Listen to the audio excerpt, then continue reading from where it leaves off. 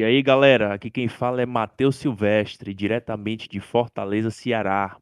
E é com imenso prazer que hoje eu venho apresentar para vocês o podcast do Nutrição Simplificada. E qual é o objetivo desse podcast? A gente tem como objetivo falar de forma simples para pessoas que não são da área da saúde e também com alguns estudantes e profissionais que queiram uma visão diferente do que é a nutrição. Nós vamos bater um papo com vocês sobre vários assuntos escolhidos e mostrar para vocês que nutrição não é um bicho de sete cabeças. Comigo hoje eu tenho a presença de dois amigos, o Carlos e o João. Fala aí, como é que vocês estão? Tudo bem? Fala, irmão, tudo beleza? Tudo certinho, um prazer estar dando início a esse podcast. Vamos que vamos, tamo junto. Fala, Matheus. Fala, João. E aí, galera, beleza? Cara, finalmente, a gente que sabe quanto tempo levou pra sair. E vamos lá. E eu esqueci de falar, né? Eu sou aqui do Rio. João, esqueci, o João é da Bahia. Tudo bem, sou de Salvador, Bahia. E hoje, pessoal, como primeiro tema, nós vamos bater um papo sobre metabolismo lento. Por que parei de emagrecer? Quem é que nunca ouviu aquela história, né? Ah, eu estou em déficit calórico, mas parei de emagrecer. Será que eu estou no platô? Ou então, será mesmo que existe metabolismo lento? Essas e outras ideias e outras dúvidas, a gente vai bater um papo para vocês e deixar bem claro, beleza?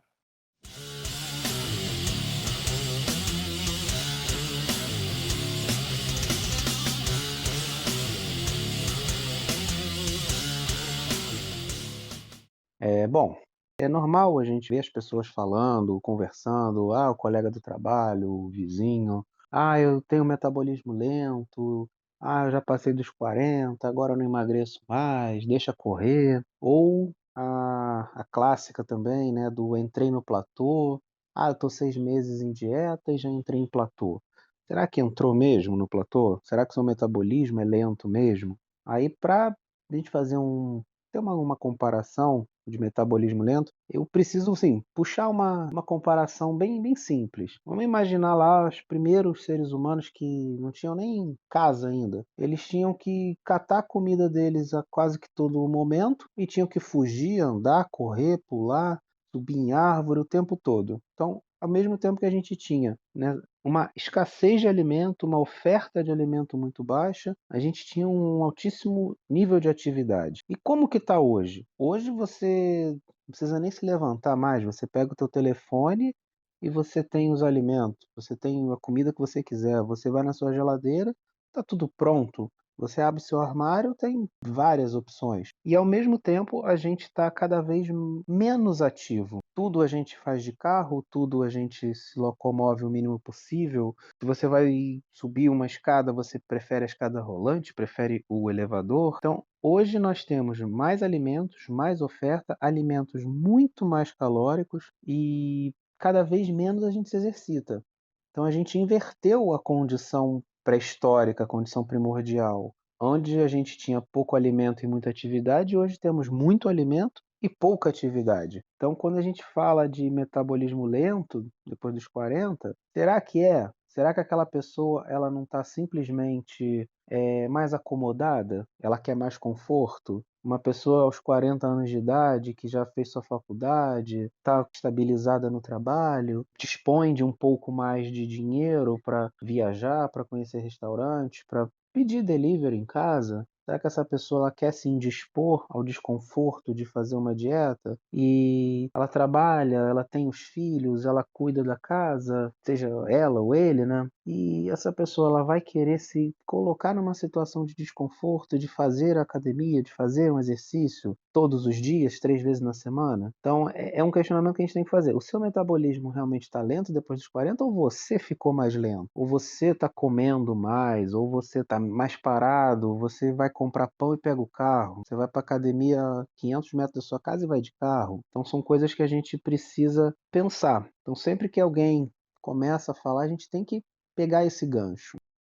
Eu acho sensacional, né, essa abordagem aí que você trouxe, porque a maioria das pessoas, elas não reparam, né, nesse lado. Elas sempre tendem a culpar o metabolismo, né? Elas sempre falam, é o meu metabolismo que é lento. mas elas não percebem que elas têm um baixo gasto calórico, que elas fazem uma quantidade de exercício físico, muitas vezes uma quantidade pequena de atividade física, né? Às vezes a pessoa vai 2, 3 vezes na semana para academia ou faz uma caminhada em baixa intensidade, porém ela compensa isso na alimentação. Então é muito interessante essa abordagem porque o indivíduo ele não olha para esses aspectos, né? E ele tende a sempre terceirizar a culpa. Aí ele coloca a culpa no metabolismo, né? É o meu metabolismo que é lento, a minha idade, eu não sou mais como antigamente. Então a pessoa começa a falar esses pontos, mas ela esquece que o que realmente acontece, na grande maioria dos casos, não é nenhum problema hormonal, não é questão de platô, mas sim que a pessoa ela não está fazendo da maneira correta. Ela, às vezes, ela superestimula o gasto calórico dela, ela acha que ela gastou uma caloria absurda, como eu vejo às vezes, né? Muitas pessoas falando, eu fiz um treino e gastei 700, 800 calorias. Aí você vê a pessoa fez 1 hora de academia, uma esteirinha, ela achou que gastou 800 calorias, então ela superestipula, né, o gasto calórico dela e ela compensa aquilo na comida. Então, tudo isso também acaba, né, trazendo, né, essa visão de que o metabolismo é lento, mas não é o metabolismo, porque a pessoa está fazendo realmente errado e ela acredita que ela está gastando muita caloria, mas ela não está gastando caloria. É isso, exatamente. E é um erro muito grande que você falou. As pessoas elas tendem a superestimar e muito o gasto energético do exercício. Eu fiz 30 minutos de esteira, eu vou tomar aquele açaí de meio litro com paçoca, leite em pó, calda de chocolate. Até mesmo esses reloginhos também, né, Carlos, às vezes também dá o valor totalmente errado do gasto calórico, a pessoa se baseia naquilo ali e acaba se prejudicando, né? O cara desce da academia, É, pô, hoje meu treino rendeu 700 calorias, tá marcando aqui no relógio. Tipo, você vê que o cara ainda tá no nível iniciante de treinamento, fez 30 minutos de esteira, fez um treino básico ali de musculação. Como é que um cara gastou 700 calorias, 800 calorias? Não tem como. isso é assunto para quase que um episódio inteiro. Falar sobre esses relógios e como as pessoas estão se guiando. Verdade, é. E são ferramentas que podem te ajudar em algum momento para um estímulo, mas não é um guia, não é para você se basear naquilo. E para fechar essa questão, né, os meus hormônios, que as pessoas gostam muito de falar, os meus hormônios são desregulados, o meu metabolismo tá lento porque eu tô velho. Eu até esqueci de falar, né? A pessoa às vezes ela esquece de se comparar com ela de 10 anos atrás. Não precisa nem a gente ir muito longe. Uma pessoa que está com 40 anos e fala que está com metabolismo lento, 45, que seja, como ela era há 10 anos atrás, sabe? Ela pegava um transporte público, hoje ela anda de carro, ela estava com a grana contada ali. Verdade. Na verdade, não é bem o metabolismo que mudou, não foi o metabolismo que piorou, e sim o seu comportamento. Você for olhar para o passado, o exemplo que o Carlos deu dos nossos ancestrais, era uma civilização que se movimentava bastante. Eles iam meses caminhando por terras atrás de comida, e era aquela coisa, a relação comida e movimento era totalmente desbalanceada. Existia realmente essa escassez de alimentos para a demanda energética que o corpo precisava. E voltando lá para o período neolítico, eu acredito que foi uma revolução alimentar que a gente teve, que foi quando o homem deixou de ter esses costumes nômades de terra em terra atrás do alimento e começou a plantar e a domesticar animais. Domesticar principalmente as plantas. E a partir do momento que domesticou o arroz, o trigo, o milho, ele passou a ficar fixo no local. Não havia mais a necessidade de você estar se mudando. Aí ali já foi começando a se formar tribos, cada uma com a sua cultura, cada um se alimentando daquilo que eles acreditavam ser mais propício, né? A depender da terra, a depender da região, a depender do clima. A gente sabe que cada alimento ele é condicionado a um clima diferente. Não, e isso mostra o que você falou, a mudança do ambiente, a mudança do comportamento. Então, se eu não tenho mais que correr, me expor a riscos para obter um alimento, e o alimento agora está mais fácil, eu sei quando vai ter o alimento. Então, isso te dá um conforto, isso muda o teu comportamento. Você começa a dedicar sua energia, o seu pensamento para outras coisas. Então, é o que você falou. Será que a pessoa está mais velha e o metabolismo está mais lento? Ou ela mudou o ambiente dela? Ela mudou o comportamento dela em relação à comida, a tempo, a exercício, ao dinheiro, né. Às vezes a pessoa de 10 anos atrás, ela estava com dinheiro contado, então ela não estava ali pedindo iFood, ela não estava planejando qual restaurante ela ia conhecer no fim de semana. Ela estava ali com seu feijão, arroz, uma carne moída, um ovo, sabe, e a preocupação era pagar as contas. Hoje uma pessoa na casa dos 40, ela tende a ter uma estabilidade financeira um pouco melhor. Com certeza. Então e convenhamos, né, qual é o programa de casado? Qual é o programa de uma pessoa de 35, 40 anos? É sair para comer. E quando você sai para comer, você não sai para comer salada. Então, assim, são detalhes que você começa a destrinchar, você começa a abrir esse leque e você vai puxando. Você vai começando a puxar as cartas do jogo. E você vai vendo que tem muita gente jogando esse jogo. Tem muita variável, tem muito detalhe. E outra coisa, cara, quero ressaltar aqui em relação a isso, a essa confusão de achar que o metabolismo tá lento, né, e no caso o que mudou foi o comportamento, é que assim, existe também a questão da fuga da dieta, né. Você pega um indivíduo, ele tá condicionado àquilo, tá, todo dia tem iFood, todo dia tem pizza, tem hambúrguer, tem chocolate, doce de leite, enfim. E o que é que acontece? Ele se vê num estado de que ele quer mudar, beleza? Aí procura a ajuda de um profissional, aí chega lá, recebe um plano alimentar, mas acaba que a própria pessoa vai se sabotando. Ela não tem uma adesão, ou por insatisfação do plano, ou por alguma falha de alimentos recomendados, porque a gente tem que lembrar da questão cultural e da questão social quando se pega um indivíduo desse aí. Eu não posso passar para ele alimentos que não fazem parte da cultura dele. Cultural, social, preferências, poder aquisitivo. E é uma coisa muito delicada você entrar nessa questão.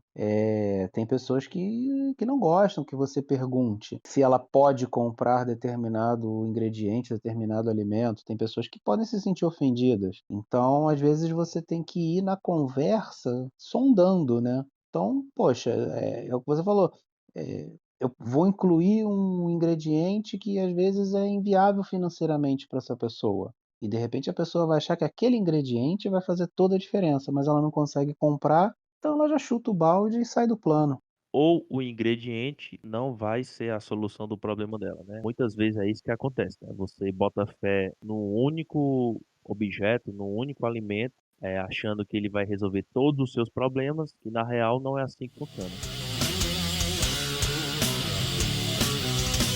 E vocês falando sobre essa questão aí, eu me lembrei daquele modelo transteórico que fala sobre alguns níveis, né, de adesão do indivíduo à dieta, que é pré-contemplação, contemplação, preparação, ação, manutenção, com os níveis, né, de cada indivíduo em relação à dieta, né, a seguir um planejamento alimentar. E a gente sabe que muitas pessoas estão nessa condição, né, são indivíduos que às vezes não conseguem ter um nível de adesão porque eles estão em um nível que eles precisam ainda se reeducar, entender, aprender e a gente sabe que infelizmente muitas vezes essas pessoas quando começam a fazer um planejamento alimentar por conta própria, na grande maioria das vezes, as pessoas já entram num extremismo também, né? Isso acaba até sendo um gatilho para até eles usarem esse argumento, porque eles, de certo modo, eles têm um resultado ali rápido de perda de peso, mas depois eles ganham tudo de novo, né? Aí eles entram na desculpa de que o metabolismo, ele tentou, mas não conseguiu, perdeu até peso, mas depois ganhou tudo de volta. Tem essa questão também, né? Que não é um indivíduo preparado para entrar num tipo de dieta dessa forma. O cara, por conta própria, ou decide fazer essas dietas da moda aí que muitos fazem, acaba tendo um resultado ali momentâneo, só que depois ele tem um reganho absurdo e aí ele entra na ideia, né, para não se culpar, pra não dizer que foi o dele fazer essa loucura, ele vai dizer que foi o metabolismo dele, que é lento, que não dá para fazer dieta e que ele prefere manter assim como ele tá mesmo, que ele não tem mais jeito, o tempo passou, é problema hormonal, então tem essas questões também, né? Eu vejo muitas pessoas que falam para mim, já tentei de tudo, já fiz dieta tal, só que quando a pessoa vai falar que já fez de tudo, ele fez essa dieta louca açúcar, né? Fiz a dieta do fulano de tal, eu fiz a dieta que eu vi que era desse jeito, fiz jejum de não sei o que, perdi não sei quantos quilos, só que aí depois eu parei, engordei tudo de novo. Então, assim, é muito comum no dia a dia, a gente ouvir histórias dessa forma, né? De pessoas que tentaram fazer e mudar e não conseguiram, e elas culpam também o metabolismo dela. O erro dela de ter começado algo sem ter uma ajuda profissional, sem ter uma base do que fazer, e infelizmente, né, acabam culpando aí o seu metabolismo, né? Mas não é o metabolismo. Na verdade, são pessoas que tomaram a atitude errada, né? Ah, isso aí é muito legal que você falou, João, porque você descreveu muita gente. Ah, você botou duas situações assim que são cruciais para a pessoa abandonar o plano e não conseguir adesão. A primeira é que ela ainda não tem aqueles mecanismos de autocontrole, os mecanismos dela saber que ela está seguindo um plano e que, não, hoje, nesse momento, eu não vou comer determinado alimento que não está incluído no meu plano. Nos próximos 3 meses eu não vou comer isso porque eu quero seguir. Isso leva tempo, isso leva treino. A pessoa saber que hoje eu como o que eu quero, a hora que eu quero, que se dane, e daqui a uma semana ela está dentro de uma dieta, dentro de um plano, e ela vai se manter sem aqueles alimentos por alguns meses ou semanas. Então, porque ela precisa desenvolver, ela tem que criar novos hábitos. Isso é uma situação chave que você falou. Então, a pessoa ainda não está adaptada, não está treinada. E a segunda é a questão das dietas da moda, a dieta do amigo, a dieta do artista. E a pessoa, dietas não funcionam, a dieta não dá certo, eu não consigo seguir dieta. Tem até a galera agora que tá nessa, né? Ah, não fale o termo dieta. Dieta lembra sofrimento, as pessoas não seguem, né? Vamos fazer algo mais do intuitivo da pessoa. Então muita gente às vezes acaba entrando nisso também, né? Isso, e assim, é mais ou menos o que eu ia fechar, que é o seguinte: eu fiz a dieta da sopa, a dieta da, da lua, que o pessoal brinca, né? A dieta da sopa, deu sopa eu tô comendo, a da lua é come tudo menos a lua. E assim, aí fez a dieta do artista, a dieta da modelo, a dieta que veio lá na revistinha. E nenhuma funciona. O meu amigo perdeu 30 quilos, eu fiz a dieta dele e não consegui. E a pessoa não fez a grande pergunta: será que eu já fiz uma dieta feita para mim? Eu vou falar um português bem claro. Tem gente que vai criticar que é falta de ética. Eu acho que não é falta de ética a partir do momento que você está com um embasamento. Então, muitas vezes a culpa é de alguns profissionais que estão aí no mercado. Sabe, é a dieta pronta da gaveta, é o profissional que só sabe trabalhar com um protocolo, é o profissional que só sabe, prescrever um método. Então, se ele receber 100 pacientes e ele só sabe prescrever um método, ele não vai ter sucesso com os 100, porque esse método que ele se adaptou ou que ele só sabe trabalhar, não vai funcionar para 100 pessoas. Então, às vezes o problema está até com o profissional que você busca ajuda. A dieta não funciona?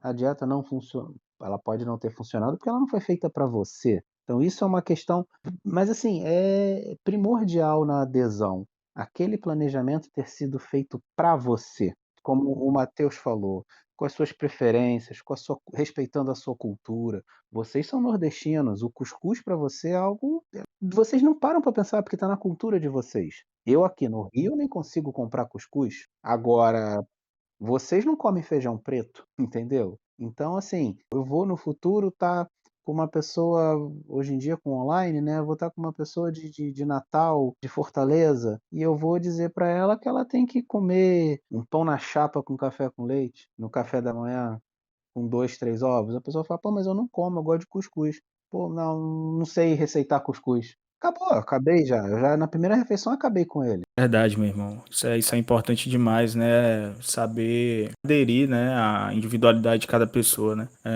Essa semana eu vi tipo um Reels, né, no Instagram, me chamou a atenção, né? Uma pessoa botou assim: eu segui várias dietas e não emagreci. A partir do momento que eu deixei de fazer dieta, eu emagreci. Eu achei interessante, né? Porque, tipo, a pessoa meio que ela usou, na minha opinião, até o termo errado, né? Porque ela não entendeu que dieta A gente faz desde o primeiro momento que a gente tomou leite nos seios de nossas mães, né? Quando éramos pequenos, né? Porque dieta é tudo que a gente come. O que aconteceu, na verdade, é que ela estava fazendo uma alimentação que não era voltada para as individualidades dela. Então, ela disse que parou de fazer dieta. Ela não parou de fazer dieta. Ela simplesmente achou a alimentação que se encaixou bem para ela, que ela conseguiu aderir, provavelmente em déficit calórico, e ela emagreceu. Até mesmo, como o Carlos falou, alguns profissionais que colocaram na cabeça das pessoas que elas têm que sofrer e passar fome para emagrecer, né? Hoje meio que isso já tem, muitos profissionais têm quebrado esse tabu, têm desmistificado essa ideia da nutrição e passar fome para emagrecer. Então assim, graças a Deus, né, já tem muitos profissionais hoje que têm tido uma visão muito boa da nutrição, sem extremismos, sem aquela de, por exemplo, a questão do pão, né, que a gente tem ouvido falar bastante aí nesses últimos dias. Infelizmente tem profissional que corta o pão mesmo da galera, porque diz que o pão é horrível, inflama, que é o glúten, que não sei o quê, e tem gente que são fortes na linha de pensamento dele disso. E ele aplica isso para todo mundo. Então, a partir de agora, nenhum paciente meu aqui vai comer pão, nem leite, né? Não tá falando aqui para causar problema e treta com ninguém. Mas, infelizmente, é verdade. Tem profissionais que são assim. O Carlos falou, poxa, se eu sou do Nordeste, se eu sou um cara que gosta de comer meu cuscuz, ou uma pessoa que gosta de comer pão, aí o cara chega lá no Nutri, o Nutri é da linha de que não pode comer pão. O cara vai tirar seu pão, velho. Vai fazer e vai falar que o pão é isso e aquilo e vai mostrar o porquê não comer pão e ele vai tirar o pão da sua dieta. Essas pessoas, na grande maioria das vezes, são aquelas pessoas que mais na frente, elas depois não querem mais conta com o profissional, porque elas acham que todo mundo vai ser igual, né? Isso também é um problema, né, Carlos? Eu acredito que isso é um problema muito grande também, que infelizmente acaba trazendo muito prejuízo. É o que a gente debateu, é respeitar a individualidade, respeitar a cultura, o ambiente. Uma das maiores dificuldades dentro de uma consulta é você fazer essa leitura socioambiental do paciente. É você saber a realidade em que ele está inserido. Você pode prejudicar a adesão do paciente se você mandar ele fazer 6 refeições e ele não tem como fazer. Ele passa 12, 14 horas por dia na rua. Ou então se você manda o cara fazer um jejum intermitente, por exemplo, mas é aquele cara que gosta de comer cerveja no dia, por exemplo. Também é outro ponto que você vai prejudicar a adesão. Isso tudo, toda essa conversa que a gente está falando é só sobre adesão. Então, é um mundo de variáveis, de possibilidades, para a gente determinar se aquele paciente vai ser aderente ou não ao planejamento. E a gente tem que começar a pensar o seguinte: o paciente tem uma grande responsabilidade enorme. Uhum. Eu até costumo dizer que a maior responsabilidade é do paciente, porque a gente, como profissional, a gente só vai orientar, a gente vai desenhar um projeto e vai orientá-lo a seguir.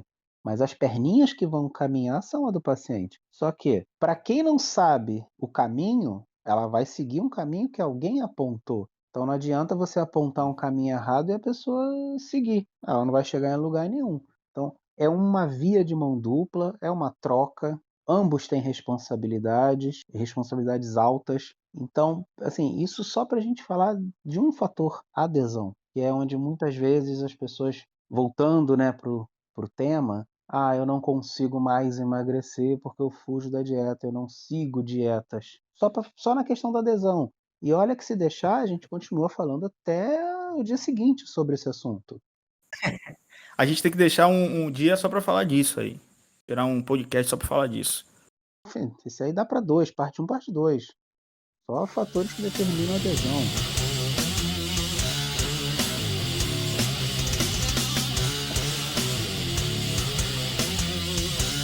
Até eu vou entrar um pouquinho aí no que o João ia falar, né? Às vezes a pessoa fala, mas eu tô seguindo bem a dieta, tudo que tá no plano eu tô seguindo, eu tô pesando, tá tudo contadinho, mas o peso não altera. Mas ela tá seguindo a dieta, tá sentada no sofá, ela come e deita. E atividade física? Ela tá fazendo, ela tá seguindo.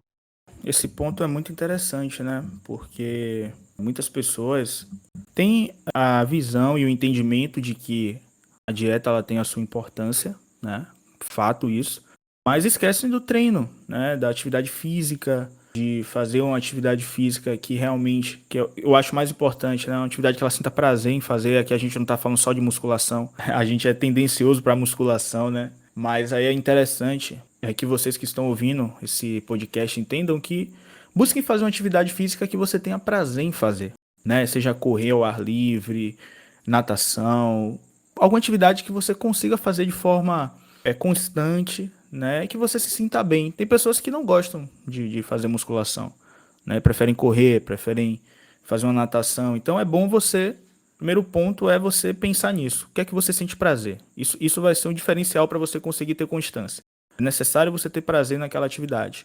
A musculação, na minha opinião, ela é essencial, né? Ela é a base, ela é a mãe de todas as outras atividades físicas. Se você conseguir encaixar a musculação junto aí com sua caminhada, junto com o futebol, caso você jogue futebol 2 vezes na semana, corrida, pô, vai ser show de bola. Você conseguir fazer isso aí vai ser sensacional. Por quê? Porque a atividade física ela é muito importante para qualquer indivíduo que está buscando aí emagrecer, né? Então não adianta ficar sentado no sofá só achando que a alimentação ela vai fazer com que você tenha essa perda de peso. Por quê? Porque a atividade física ela é essencial, principalmente por um fator, né, que eu estava até comentando com a galera aqui, que é a relação da flexibilidade metabólica.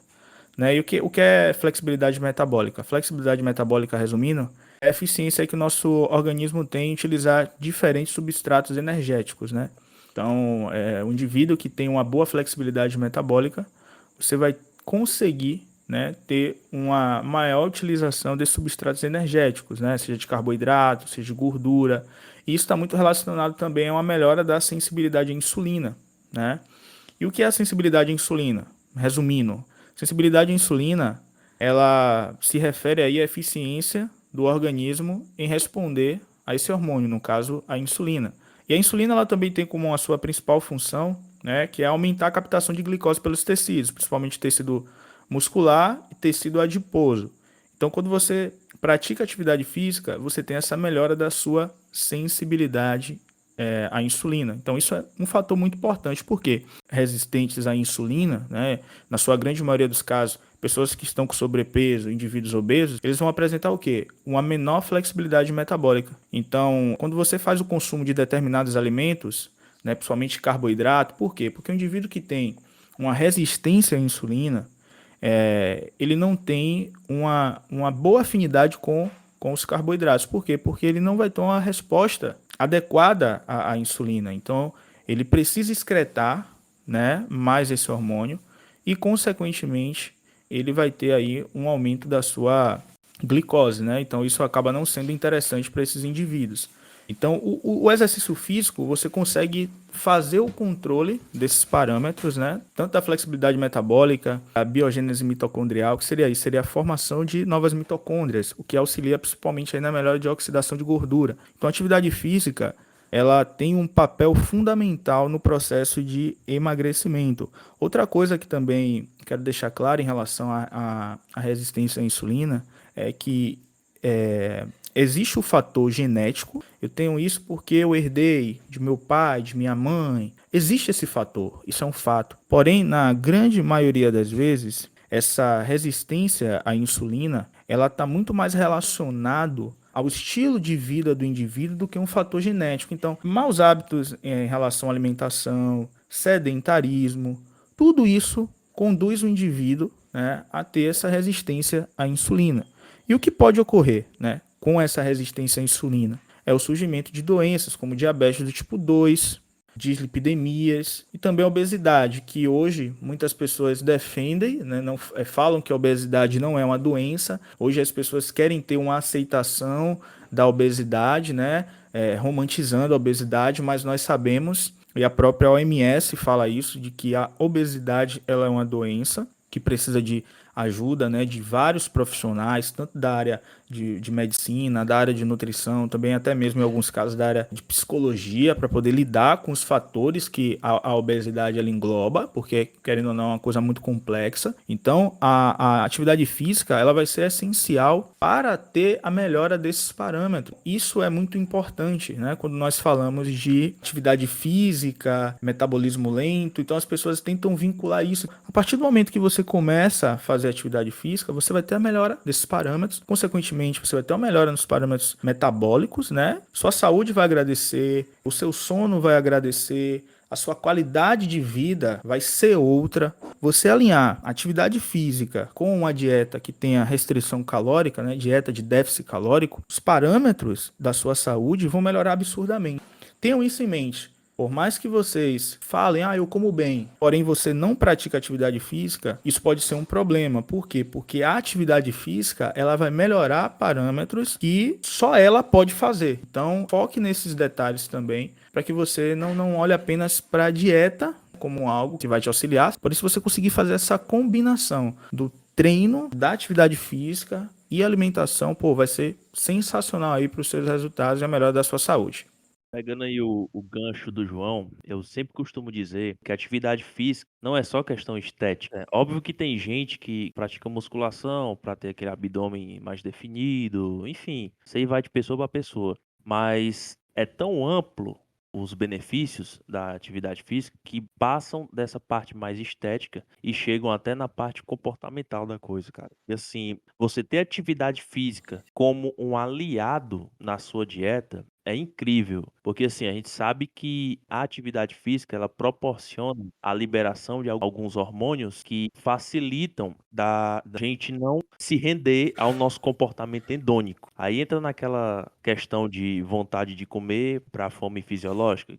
Isso, porque o exercício, ele, por mais que a pessoa ache que é penoso, que é sacrificante o exercício, eu duvido alguém que terminou uma corridinha, seja de 1 quilômetro, de 10, de 15, uma pessoa que foi muito, muito na força do ódio para academia, fez a sua sériezinha lá de 3 de 10, fez uma pedalada, fez seu funcional, ou usou o aplicativo na TV para fazer uma yoga. Eu duvido alguém que concluiu uma atividade física e não se sinta bem. Não tem essa pessoa, não existe essa pessoa.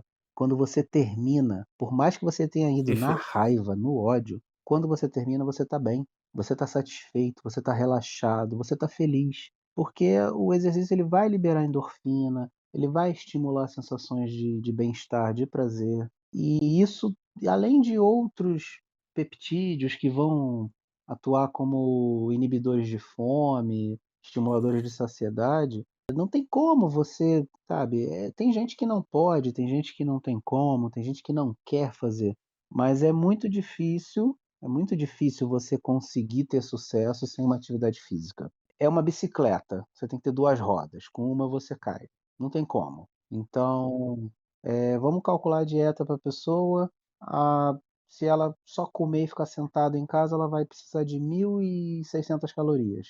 Pô, mas vai ser difícil você comer 1.600 calorias, porque é pouca comida. E você vai ficar com fome, a saciedade vai ficar difícil de controlar. Mas se de repente essa pessoa conseguisse fazer uma caminhadinha de 1 hora, dia sim, dia não, ou ela conseguisse conciliar um exercício de musculação funcional, uma natação, com uma caminhada, ela já poderia comer ali 2.000 calorias, 2.300. Então, assim, não é só caloria, não é só dieta, é o exercício. O exercício ele é o grande diferencial no sucesso. Não tem como. O nosso corpo foi feito para se mexer. A gente foi feito para ser ativo, apesar de muitas pessoas quererem demonstrar o contrário. Então, assim, não dá para a gente falar, como o João falou, toda a questão de resistência à insulina, benefícios do exercício para essa melhora metabólica, como o Matheus falou, sabe, a sensação de bem-estar, controle de saciedade. No final, você tem a dieta é base, é importante, mas se você fizer ela sozinha,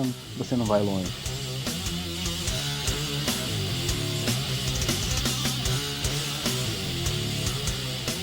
Como foi mencionado anteriormente, às vezes a culpa é de uma conduta equivocada, né, do profissional. Então, o que é que acontece? Um ciclo, você vai atrás de um profissional, aí você contrata um profissional 100. Aí você olha assim, poxa, o cara é 100, mas chega lá é sem glúten, sem leite, sem nada.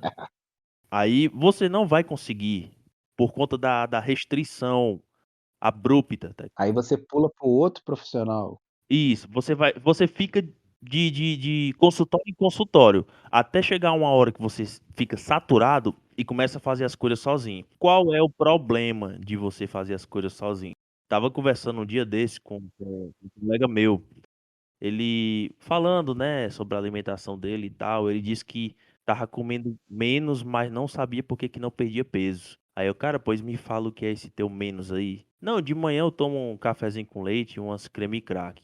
Quantas creme crack? Umas 6. Beleza. Terminou de comer, daqui a 20 minutinhos ele já disse que tava sentindo fome. Aí começa as beliscadas. Uns biscoitos lá de chocolate. Pronto. Quantos biscoitos? Ah, 4 biscoitos. Eu tomo com café.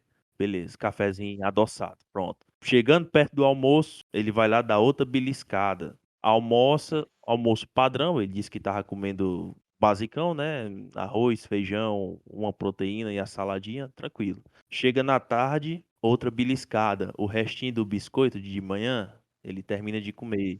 Aí nisso daí, cara, ele já passou há muito tempo do que ele precisava comer. E quando vem com a história de não, tô deixando de jantar. O que é que tu jantava? Não, eu jantava um arrozinho com frango. Mas eu troquei, agora eu estou comendo 4 castanhas. Aí, pô, cara, se eu te disser que essas 4 castanhas talvez tenham mais calorias do que a quantidade de arroz.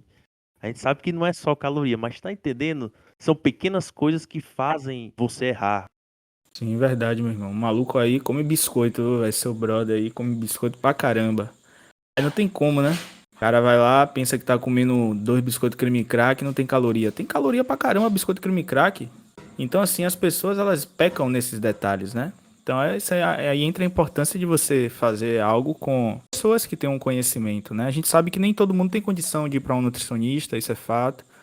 Infelizmente, até na internet, na grande maioria das vezes, tem muita informação errada. Eu acho que tem mais informação errada do que informação correta na internet sobre nutrição. Se você digitar no Google aí agora sobre dieta de emagrecimento, acho que a maioria das sugestões que vai existir vão ser as piores, para quem realmente quer começar. Então, são detalhes, sabe? E a gente está aqui nesse podcast para trazer esses assuntos e também quebrar esses mitos aí da nutrição, né? Para vocês que nos acompanham e passar aqui a seguir o nosso trabalho. Então é isso, galera. A gente está chegando em um momento bacana do nosso podcast, que é quando a gente abre uma caixinha de perguntas no nosso Instagram. E a caixinha dessa semana a gente abriu com a seguinte pergunta: por que que você acha que não está conseguindo emagrecer? E a gente tem aqui 3 perguntinhas. Eu vou começar com a primeira aqui, ó. Rotina administrativa e alimentação ruim. Em relação a essa pergunta, Matheus, eu vou responder, né? Rotina administrativa, a gente já pode pensar uma pessoa que fica a maior parte do dia aí sentada, onde ela não tem esforço físico, né? Tá ali no computador digitando, levanta algumas vezes para pegar um papel no banheiro, ou seja, atividade de trabalho onde ela não tem um gasto calórico alto, ela está sentada boa parte do tempo, ela está em repouso. Então, alinhar isso a uma alimentação ruim, a gente já sabe o que vai dar, né? Gasto calórico baixo, mais consumo calórico alto. Consequentemente, essa pessoa ela vai ter um aumento de peso. Isso é o que acontece na maioria das vezes. Como foi citado no início do podcast, no passado as pessoas elas tinham uma rotina onde elas tinham um gasto calórico maior, né? A atividade braçal, ter que plantar, o ter que andar, o deslocamento. Então, as pessoas que têm essa rotina administrativa, além dessas questões, tem o lado do estresse. Muito dessas pessoas dormem mal, têm uma alimentação ruim, como a própria pessoa da pergunta falou. Tudo isso acaba levando ao aumento de peso. Então, essa rotina administrativa mais essa alimentação acaba levando, né, para essas consequências. O ideal seria essa pessoa ela conseguir, né, ter uma constância na atividade física, no treinamento, seja de musculação, de corrida, e também ter um planejamento, né? Eu percebo que muitas pessoas não têm planejamento alimentar. Você ter uma alimentação na sua casa, acessível, onde você consiga ali chegar, seguir o seu plano. Por quê? Porque muitas pessoas passam o dia todo no escritório, tá estressado, chega em casa. Se ele abrir a geladeira, não tiver nada pronto, o cara vai pedir um delivery, vai pedir uma pizza, vai pedir um hambúrguer, sabe? Então, no dia ele vai sair para almoçar, vai comer na rua, vai lanchar na rua. Então, tudo isso acaba levando a pessoa para esse aumento de peso, né? O ideal é ele ter um planejamento alimentar, uma organização da sua alimentação, ter alimentos acessíveis na sua casa, frutas, mas eu sempre falo para algumas pessoas, né? Pô, deixa um franguinho desfiado na geladeira, uma carne moída, um arrozinho já pronto, as raízes prontas, legumes prontos. Chegou em casa, você só bota e esquenta no micro-ondas. Você não vai fugir da sua alimentação, né? Então você conseguir esse hábito de levar a alimentação também para a rotina do trabalho. Então tudo isso acaba auxiliando, né? Então essa rotina administrativa, se o cara não conseguir conciliar a alimentação dele com a prática de atividade física, a chance do cara engordar, aumentar de peso vai ser tremenda. Carlos manda uma pergunta aí. Na verdade, são 3 perguntas que eu vou juntar em uma só, para juntar em uma resposta só. A primeira é: por que eu gosto é de comer?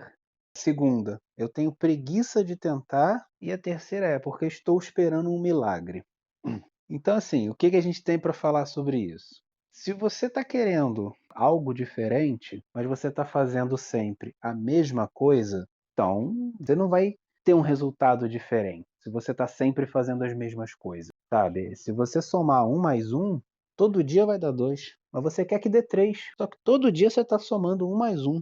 Mas todo dia está dando 2. Para dar 3, você vai ter que somar 1 mais 2. Então, assim, se você quer ter uma mudança na tua alimentação, no teu estilo de vida, no teu peso, se você quer ter uma mudança no seu corpo, qualquer que seja, você precisa entender o que você está fazendo, que você vê que está te gerando um resultado diferente do que você deseja, para poder depois você ver o que você precisa fazer certo. Então, se você não entende o que está errado, você não vai conseguir fazer o certo. E se você não se esforçar o mínimo possível para fazer algo diferente, então não espere um resultado diferente. Perfeito. Se você está sempre fazendo a mesma coisa, você sempre vai ter o mesmo resultado. Não há mudança de resultado sem uma mudança de comportamento sua. E vamos finalizar com a última pergunta. Não tenho dinheiro para manter a dieta e nem ir para academia. É a realidade da maioria das pessoas, certo? Mas assim, tem um equívoco aqui. É um pensamento equivocado de achar que dieta é caro. Você pode ir na sua casa agora, você abre o seu armário, você olha o tanto de produto que tem, você dá para substituir eles por algo mais acessível. Sabe aquele ditado bem clichê na área de nutrição? Desembale menos e descasque mais. Você tem opções que o custo-benefício é maravilhoso, como feirinhas de orgânicos, ou então você prestar atenção nos dias de ofertas que tem nos mercadinhos, nos supermercados. E em relação à academia, a melhor atividade física, só voltando, a melhor atividade física, na minha opinião, é aquela que você consegue fazer por mais tempo possível, de preferência pelo resto da vida. Então, não necessariamente precisa ser em uma academia, não necessariamente você precisa gastar dinheiro em uma academia. Caminhar é de graça, correr é de graça, praticar calistenia é de graça e começa devagar. Uma pessoa que não está acostumada a fazer atividade física, não está acostumada a caminhar, ela vai escolher caminhar e já quer sair fazendo 10 quilômetros. Não, cara. Marca aí, pega o Google, pega o celular, marca aí da sua casa, aí marca 1 quilômetro e do local de destino você marca mais 1 quilômetro. Já são 2, faz isso todo dia. Em um mês você já vai ter quanto? Em uma semana você já vai ter caminhado quanto? Já é uma mudança incrível para quem não fazia nada. Já é uma mudança incrível para quem tinha uma rotina sedentária. É o que a gente brinca. Para quem não tem nada, metade já é o dobro. Então, se você não fazia nada e está fazendo 10 minutos, parabéns. Faz 10 minutos essa semana. Na semana que vem faz 15. Com certeza. E eu acho assim interessante também essa pergunta. A gente pode até falar depois em outro podcast, falando sobre esse tema também, né? Sobre fazer dieta. Acho que a gente poderia abordar esse tema, eu acho bastante interessante. Eu estava até conversando sobre isso, né? Eu acredito que o brasileiro ele não sabe se adaptar à alimentação, né? Ah, tal coisa ficou cara. As pessoas não sabem se adaptar e incrementar outra coisa. Vai continuar comprando aquilo que às vezes ele não tem nem como comprar, sendo que ele poderia substituir, por exemplo, por outra fonte de proteína, sabe? Então, assim, teve o caso do arroz. Ah, arroz tá caro. Todo mundo falando mal do arroz. Vai, sei lá, não tem condição de comprar, vamos se adaptar. Vamos comer raízes, que é mais barato, mais acessível. Então tem outras coisas que podem ser acessíveis também. Mas o problema é que eu acho que a falta de educação sobre alimentação no Brasil é grande, né? Então muitas pessoas não têm entendimento sobre isso. Eu acho que isso poderia ser até um tema para a gente abordar. E mostrar que realmente fazer dieta não é caro, né? Você tá investindo no seu bem mais precioso, que é a sua saúde. Então, não olhe isso como caro, sabe? Com certeza.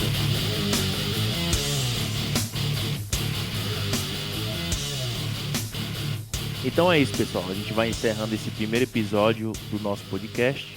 E quero lembrar vocês que o fator que mais impacta a sua estagnação no emagrecimento não tem tanto a ver com o seu metabolismo lento, e sim com o ambiente que você está inserido e os comportamentos adquiridos ao longo dos anos. Queria agradecer a todos pela atenção e quero fazer um convite a vocês de estar seguindo a gente lá no Instagram.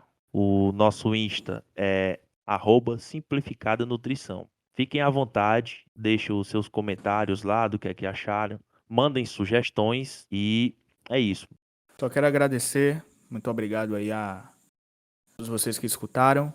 Espero que vocês possam gostar do nosso podcast. O nosso intuito aqui é trazer realmente um conteúdo que seja acessível, simples, com temas do cotidiano. É isso, pessoal. Muito agradecido de coração e tamo junto. Só agradecer por quem ouviu, quem acompanhou. E é o primeiro ainda, a gente está encontrando o nosso ritmo e pode deixar crítica, pode deixar sugestão, o que gostou, o que não gostou. E mais uma vez, obrigado. E é isso aí, até o próximo episódio. Valeu!